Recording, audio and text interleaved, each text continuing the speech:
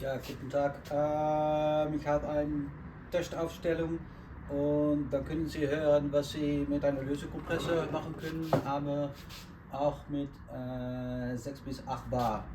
Dieses 6 bis 8 Bar und diese mit unserem stärkeren Kompressor, nur die Kompressor, die Sound ist wie das. Darum empfehlen wir keinen Lösekompressor, aber immer einen Kompressor mit Lufttank.